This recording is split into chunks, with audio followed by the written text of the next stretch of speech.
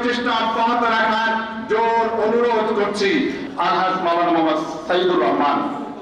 এই বাংলাদেশ আমাদের সবার। এখানে আলেম ওলামা পীর মশায়েখ কৃষক শ্রমিক মাঝি মাল্লা হিন্দু বৌদ্ধ খ্রিস্টান নানা জাতি গোষ্ঠী এদেশে বাস করে। এদেশ আমাদের সবার। আমরা এই দেশকে ভালোবাসি।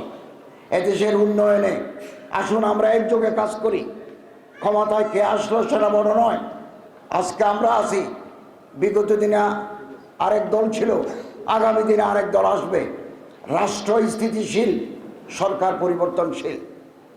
তবে একটা কথা আমাদের ভাবতে হবে, এই দেশে যারা রাষ্ট্রীয় ক্ষমতায় আসে তারা যেন এই দেশকে লুটপাট করে শেষ করে দিতে না পারে।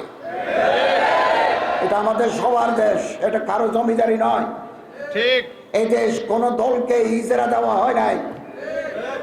5 বছর পর পর ভোট হবে, এটাই ডেমোক্রেটিক সিস্টেম। জনগণ যাকে পছন্দ করবেন তার পছন্দের প্রার্থীকে ভোট দেবেন। চলে বলে কৌশলে ক্ষমতার চেয়ার আটকে ধরে গণতান্ত্রিক সংস্কৃতিকে গলা টিপে হত্যা করা কোনো দেশপ্রেমিকের কাজ হতে পারে না। এবং আমরা এমন এক মুহূর্তে দায়িত্ব নিয়েছি, মন্ত্রণালয়ে একটা হাই পাওয়ার টিম আমরা কাজ করছি। হজের টাকা কমিয়েছি। আমি আগামী সপ্তাহে হজ মন্ত্রীর দাওয়াতে সৌদি আরব গিয়ে চুক্তি করব। এর সাথে সাথে আমরা জাকাত বোর্ড গঠন করেছি। ডক্টর শহীদুল ইসলাম সাহেব জাকাত বোর্ডের সদস্য।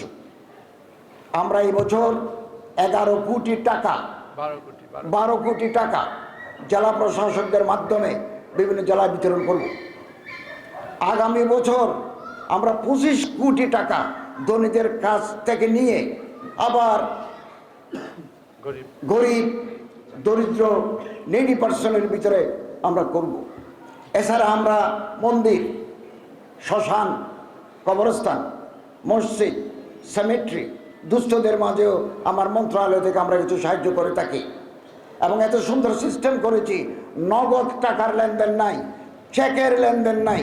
আপনি আবেদন করবেন, এটা যদি আমি অ্যাকসেপ্ট করি ইএফটিএন এর মাধ্যমে আপনার অ্যাকাউন্টে চলে যাবে। মাঝখানে তৃতীয় ব্যক্তি নয় করার সুযোগ নাই।